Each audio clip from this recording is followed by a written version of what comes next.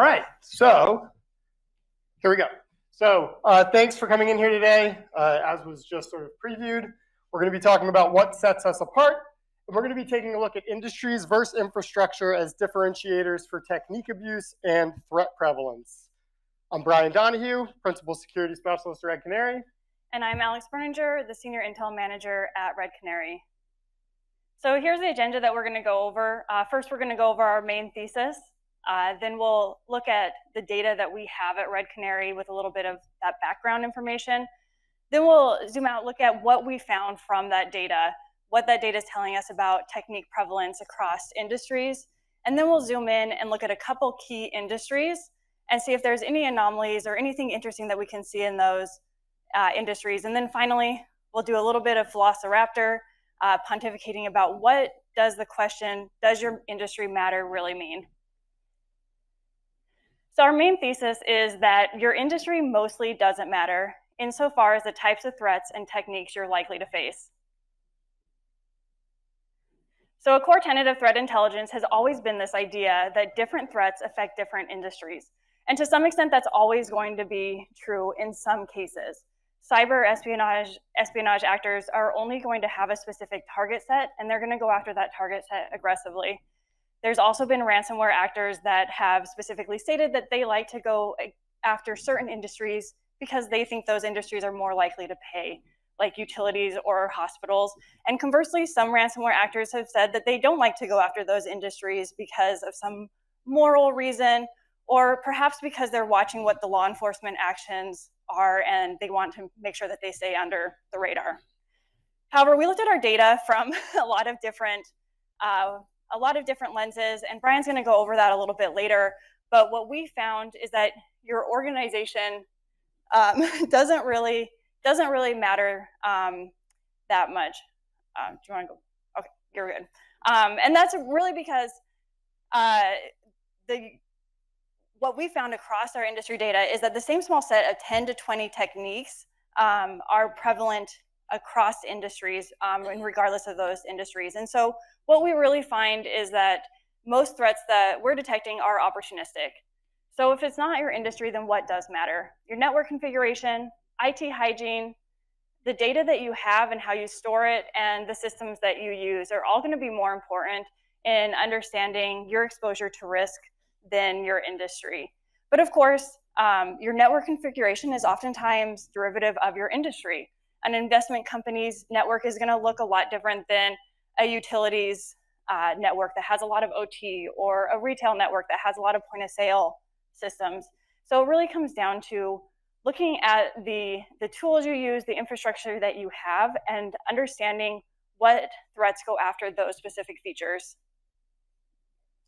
All right, so before we go into our findings, I want to spend a couple of minutes just talking about the data we analyzed to come to these findings and where that data comes from. So all of the data that we used that is sort of behind this presentation comes from confirmed threat detections affecting Red Canary customers. So these are like actual human confirmed malicious and suspicious detections across our customer base. It's not just alerts. And specifically, like within a detection or a threat, whatever you want to call it, like a bad thing that we detect at a customer, there can be a whole lot of information. However, for the purposes of today's talk, we're kind of dealing with two pieces of what I would describe as detection metadata. One is the industry in which the company where the detection occurred operates, or sector, by the way. We may use both of those terms. And then the attack technique, Alex will actually spend a little bit more time on that in a minute. And then the attack techniques that adversaries are leveraging in those detections. Now, I should note that this data comes from a mix of all of 2023 and then also up to year to date in 2024. So some of what we're going to be talking about is based on research that we did in the past that has been maybe published or maybe not published. A lot of this is going to be based on stuff that has not yet been published, is being published obviously in some form today, and may be published in the coming months or year in the upcoming threat detection report. So broadly speaking, why you're looking at a picture of the threat detection report is like this data that we're using is data that we also use for our annual threat detection report. So kind of three of the things that we're going to be looking at here today. detection volume. So we wanted to ask the question, do we detect more threats in specific industries, or are certain industries being targeted more often than others? Technique variance, are certain industries experiencing a wider variety of attack techniques than others, right? So is a certain industry seeing more techniques abused against them? And then similarly, technique prevalence, are there certain or different attack techniques that adversaries are using to target specific industries more often, right? So are you likely to see one technique more often in one industry than another? All right, so we're going to start with a really, really zoomed out big picture look. And if you were asking yourself, what does any of this have to do with attack? This is where we're going to get into that. But first, I want to let Alex talk about how we classified industries. All right, so we use NAICS codes, and NAICS is a way to classify businesses into the industry they operate in. And NAICS codes are a numerical system from 2 to 6 digits, and as you add a digit, it gets more specific about that industry. And so starting at the 2-digit sector, this is the broadest categorization. They call it sector. It can be something like finance and insurance or manufacturing. Moving down, 3-digit is that subsector, 4-digit is the industry group within that subsector, 5-digit gets more specific, and then 6-digit is that most granular level of classification. So for this study that we did, we really focused on the 22-digit NAICS sectors, so really that really broad category. And as Brian mentioned before, this is the sector level, but we use sector and industry interchangeably within this talk. And just like attack techniques, some of these sectors are broader than others. So a sector like professional, scientific, and technical services is really broad compared to maybe construction or utilities. We didn't have enough time to dig into the 3, 4, 5, and 6-digit NAICS categories, but we're hoping to do that in the future. And so maybe stay tuned for the 2025 threat detection report. But one thing that's really great about NAICS is it allows us to classify businesses systematically. And so very similar to attack, it helps us communicate in a standardized way and analyze our data. All right, so as promised, the first thing I want to look at is detection volume. So it's a really simple graph, and it's basically just answering a pretty simple question. Does being in a certain industry make you more likely to experience a threat? And if you look at this really quickly and you don't think about it for more than about a minute, you might think, aha, if you're in that professional, scientific, and technical services industry, the finance and insurance, manufacturing, or even information, it looks like you are more likely to experience a threat or to see a higher volume of threats. But after thinking about this for a little bit, you'll probably come to the same conclusion that we did, which is, well, how many customers do you have within each of those industries? So then we tried to kind of like mean this out a little bit by saying, all right, well, let's look at detection per customer by industry instead. So you take that overall detection volume, you divide that by the number of customers you have within that sector, and then you have a better look at who's experiencing more or less threats.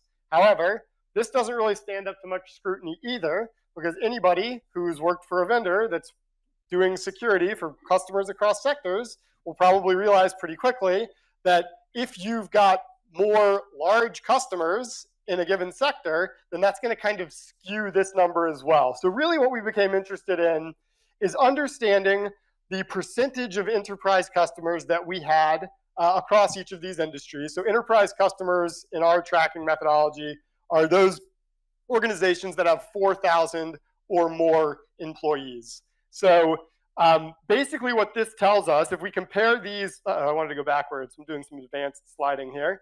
So what we wanted to kind of isolate here are places where detections per customer by industry are either high or low, and then and then percentage of enterprise customers by industry are either high or low. So what we're trying to find is places where, as we see in the next slide, like you're seeing a lot of customers and big customers, but a low volume of detections, or the opposite of that. So a couple of really quick standouts we want to go over here.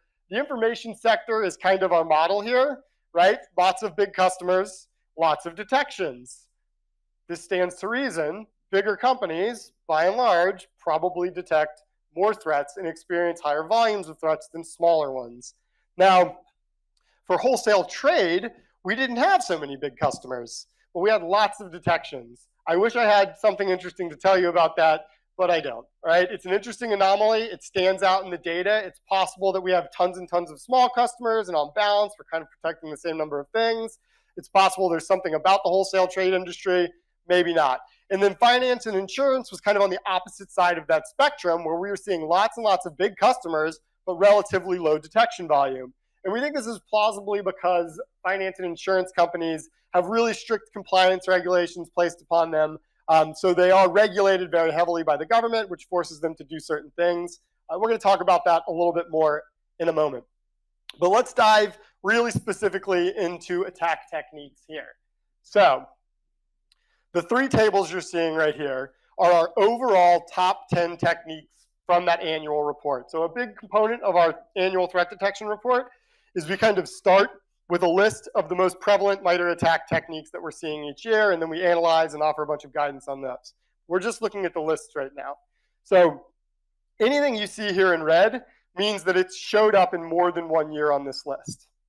So you're already starting to see this big point we were making from the beginning, that like this relatively small number of techniques, I guess we may have made this point in our couch interview and not earlier, but there's this relatively small number of attack techniques that seem to be pervasive across years. And I'll tell you right now, like the ones that aren't red here probably should be, because signed binary proxy execution, scheduled task job, hijack execution flow, all three of those were in the top 10 in either 2020 or 2019. So is service execution. And spoiler alert for all of you people in the room and you people watching online, cloud accounts and email forwarding rule will 100% be in our top 10 for the 2024 threat detection report. So key takeaway here, not a lot of drift in technique abuse from year to year among adversaries. All right, so let's get into this question of sectors. So the first thing we looked at was, let's not count these techniques by prevalence. Let's count them by the number of sectors in which we saw a detection for a given technique. So as you can see here, like still seeing a lot of these same techniques that we saw on the last list, right? Things like PowerShell, cloud accounts, command shell. Even if we pick the most obscure one here, which none of them are, and this is kind of actually the problem with this way of looking at the data, right? Let's say run DLL32 is obscure. It's not, but let's just say it is for the sake of argument. If run DLL32 only had one detection in 10 of those 16 industries, that wouldn't really tell us a lot about like the threats that you're likely to face. So the way I actually like to look at this data is this way. So instead of just counting raw numbers of how many industries each technique showed up in, I think you get a better view by looking at the number of industries in which a technique showed up in the top 10 for that given industry, right? So now this list, we're looking at techniques that we know are very, very prevalent across these industries. And again, like between this list, and these three lists, really, really similar. A ton of overlap here. And then one last, probably the wackiest way to look at this data, we ran a statistical model to measure the similarity between these data sets to see how similar or different they are. So we took, and this is the reason I was explaining that I like this list better, is because that's what I ultimately used for this comparison here. So we took each industry's top 10, and then we compared it to the top 10 from across all industries at Red Canary. And what we got was, this Jacquard similarity index is what we used, and it basically just takes two data sets and measures the similarity between them. So, there's a bunch of different statistical modeling things you could use. We chose this one semi-arbitrarily.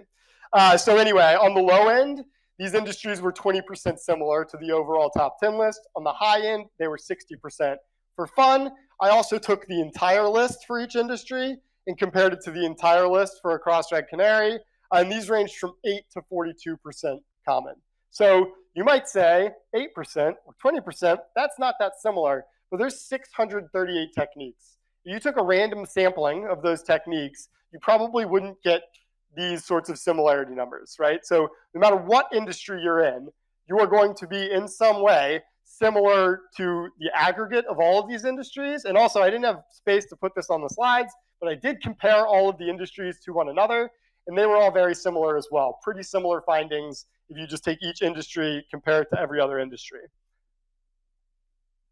So the big picture takeaway from this really, really high level look at technique commonalities across industry is that adversaries are leveraging the same relatively small set of techniques to target organizations irrespective of their industry. And I can't prove this, but it's one of the things on my list to try and look into. I kind of have this theory that there's the 90% of techniques in the 10%, and that 10% at the top exist in 90% of the attacks that we see in the wild, and then the other 90 only exist in the 10%.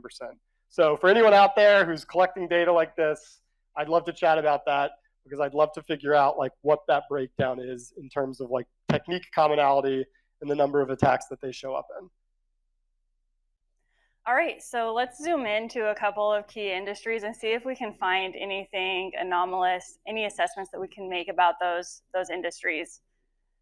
But first, let's do a little bit of a detour, a little plot twist, and talk about a technique or a couple of techniques and the problem with broad techniques. And I think the biggest culprit of this is probably cloud accounts. Cloud accounts is extremely prevalent in our data set, both across industries and in aggregate across all our detections. And why is this? Well, oftentimes a valid cloud account is the first requirement to be able to access cloud resources. And so you need that valid cloud account to interact with the control plane or the APIs.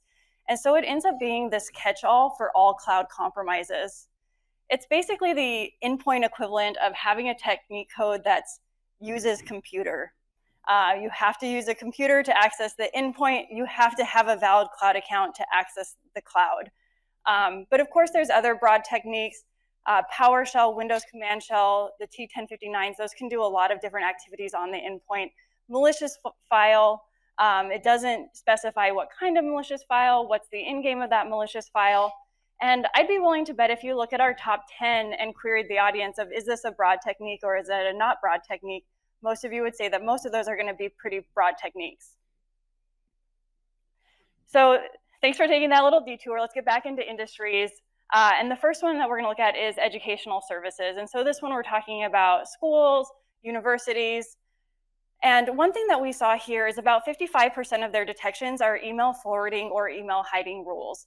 And it is pretty unique to have just two techniques dominate the percentage of detections that we're seeing within that industry. And so we started to ask ourselves, why is this with educational services? And the conclusion that we came to is we think that it's most likely because of these have a very dispersed network, mostly of students.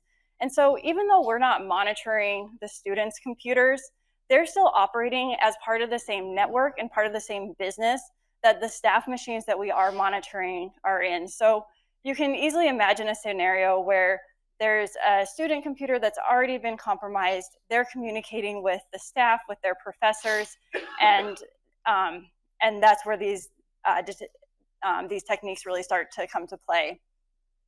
Also, very open and diverse network. By design, they have an open network, and email as that main communication method and application used due to their industry and their setting. All right, let's talk about manufacturing. So the one data point that stood out to us immediately when we looked at technique abuse in the manufacturing industry is the prevalence of this technique, T1091, replication through removable media. So immediately this kind of stuck out, and the reason for that is that we think that manufacturing firms plausibly are using, especially on the plant side of their environment, on the actual manufacturing side of their environment, are using this array of really specialized or even legacy machines where there's a legitimate business use case to be plugging a USB stick into a machine in a way that doesn't really exist in a lot of enterprises that are in more sort of normal, I work in an office type of work. So it may be the case that these organizations, at least on that side of their business, are requiring relatively permissive USB policies for certain parts of the organization. And we've talked to manufacturing firms about this, or security teams at manufacturing firms, we should say, and they have more or less kind of agreed with this assessment overall. To the point where we've heard folks say we're not allowed to mess with USB policy controls at all at our organization because of this very reason. Now, I guess like the kind of good news here is that in our 2024 year-to-date data, we have noticed a significant fall off in replication through removable media. However, we think that this might be due to a relative drop-off in two threats that were really prevalent across our customer base last year, one of which is Gamaroo, which is somehow still prevalent despite being taken down, I think, in like 2017. I'm sure someone here can fact check me on that. And then Raspberry Robin, which is an activity cluster that we believe spreads through USB worms as well. All right, professional, scientific, and technical services. We already talked about this a couple times as this very broad category. And so for this one, we really see that the industry top 10 really starts to mirror the overall top 10. And so really the same problem as we see with overall broad techniques is that there's just a lot of different companies that do a lot of different work within this sector. And so as you start to see all these different companies that are doing different things, it starts to coalesce around that top 10 that is our overall. But I think it's worth talking about this group because they do account for a large portion of our overall detection volume. And it is interesting to see how that can coalesce and start to look really similar to that overall top 10. All right, as promised, back to finance and insurance. So in addition to their weird anomalous having lots of customers and relatively low detection volume, they also had some pretty uncommon techniques. So I've been working on the threat detection report for however many years we've been doing it. So every year I take a long time looking at the most prevalent techniques that we see across all of our customers. And these two from finance and insurance really stood out to me: HTML smuggling and distribute component object model. So the relative obscurity of these two techniques, compared to what we are used to expecting to see across all customers, kind of backed up the earlier possibility that like finance and insurance companies, like there's a lot of compliance standards, they're heavily regulated, and like the sort of outcome of that is that they end up spending more on security controls, right? So the idea here is that they've got kind of a better base level of security controls, and in order to surpass those, adversaries either have to be more creative or more evasive. The next one we're covering is the information sector. And for this one, we saw a lot of prevalence of scripting techniques: Unix shell, Python, AppleScript, as well as that cloud accounts. And we think that's most likely because the information sector has relative technological diversity. And so there's a lot of companies here that are using a lot more Mac OS systems or Linux systems. And so that really forces adversaries to leverage those operating system specific techniques to accomplish their objectives on those companies that are using more Mac OS, more Linux systems. All right, and I think this is our last sector that we're going to look at. Similar story to information. We saw a really diverse collection of techniques being used across the healthcare and social assistance industry. And in particularly, we saw these Linux techniques, cron and Unix shell in particularly. And we kind of hypothesized that it's possibly a requirement of these organizations to interface with different kinds of databases or maybe even different kinds of medical machines, that they have to use these Linux. We have to use Linux operating system to do that, and therefore adversaries are targeting those machines that exist within their organizations. So before we get to the Q&A here, I want to just think a little bit, perhaps at the risk of undermining everything we just said, but like, what do we mean when we say an industry anyway? So my opinion is when you talk about an industry, you're talking about the business that someone is in, like, right, the kind of business they're doing. So if you're a retailer, you sell stuff. Now, if you think of your industry in a way that is inclusive of the types of IT systems you use and the way that your network is configured, then maybe industries should weigh more heavily into your threat model.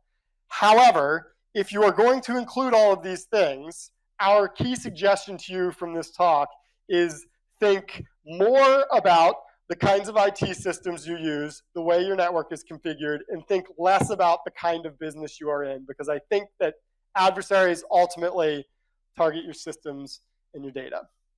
So what's the key point? Threats are advantageous, opportunistic, and profit motivated. Adversaries are mostly just don't care about your sector.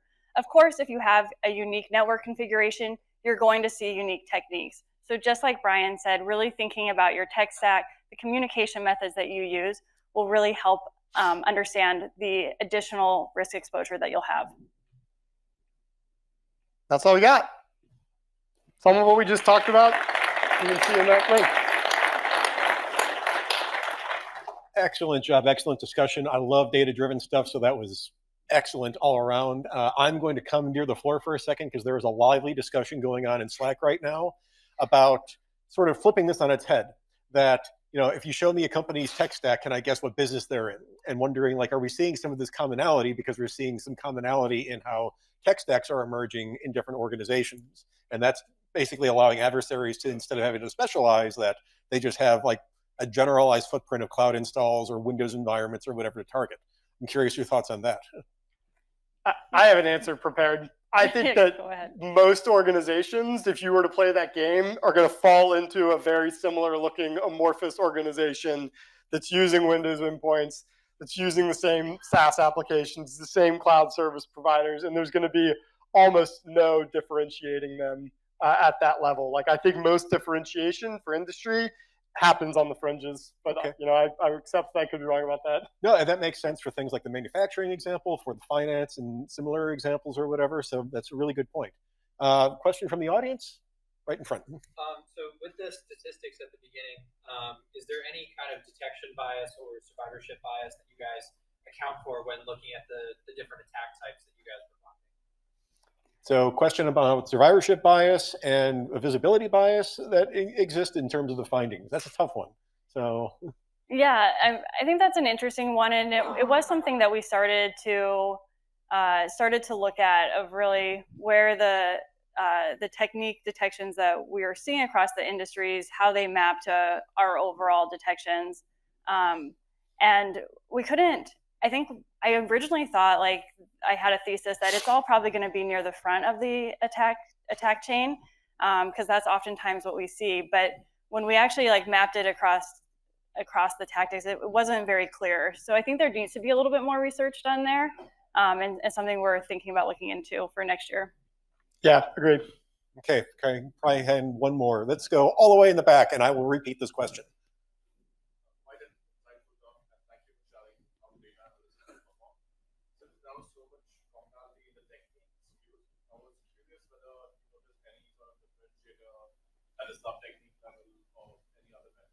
Okay, so to repeat the question, there's commonality at the technique level, but do we see the same commonality at the sub-technique level, digging into the data a layer deeper?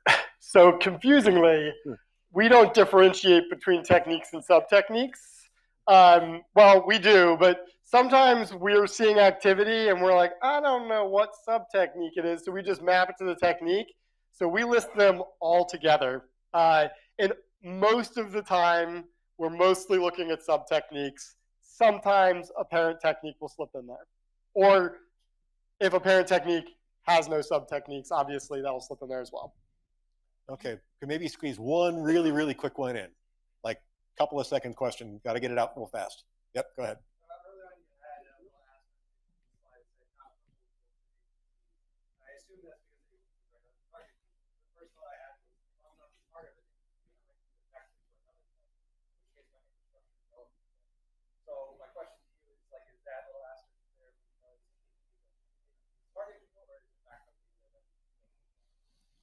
So a quick repeat of the question.